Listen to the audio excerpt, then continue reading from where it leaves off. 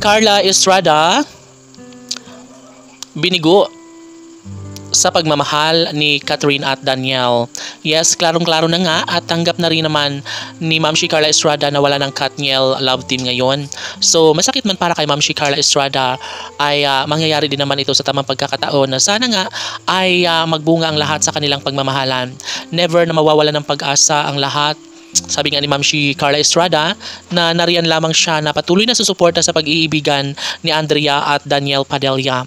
Siyempre, lahat naman ay imposible no, na mangyayari pang magbalik uli si Daniel sa pag-ibig ni Catherine Bernardo. At ito na nga ang tanging inaasahan ng lahat na siguro nga ay mas pinili ni Daniel Padilla na makatuluyan nga itong si Andrea Brillantes, no? Si Ma'am Carla Estrada ay talagang hindi rin napapalagay sa mga pagkakataong ito sapagkat hindi niya umano ito tanggap tung una. Pero ngayon ay susuportahan na lang umano ang kanyang anak kung saan siya maging maligaya. Kahit nabigo si Ma'am Carla Estrada sa kanyang pagmamahal, sa pagmamahalan ni Catherine at Daniel, ay wala na siyang magagawa at tatanggapin na lang umano niya ang kung anuman ang mas makakabuti para sa kaligayahan ng anak na si Daniel Padilla.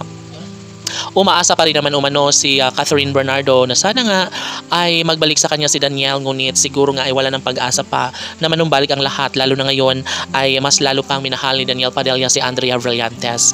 And yes, naniniwala ang lahat na talagang hindi si Daniel at Catherine ang nakatadhana, bagko si Andrea Brillantes nga ang laging nasa isipan ni Daniel ngayon. Kaya marami na ang nagsasabi na talagang sila siguro umano ang nakatadhana. Kahit na nasasaktan ng todo si Catherine Bernardo, ay marami pa rin ang nagsasabi na deserve pa rin naman sana ni Catherine Bernardo ang lumigaya sa habang buhay. And of course, hindi ito madali para kay Catherine tanggapin na lamang ang lahat ng mga pasakit na kanyang pinagdadaanan ngayon. Sa totoo lang ay hindi madali para kay Catherine ang tanggapin ang lahat ng ito. Sa puntong ito ay lahat ay gagawin ni Catherine Bernardo para lamang sa tunay na pagkakatagumpay sa kanyang pag-ibig para kay Catherine at Daniel. And of course, inaasahan ng lahat na sana nga ay magkaroon ng magandang kahihinatnan ng lahat. Siyempre, mas ginugusto pa rin naman umano ngayon ni Catherine Bernardo na mag-isa na lamang dahil nga hindi pa nawawala ang lahat ng mga nakaraan sa kanilang pagmamahalan.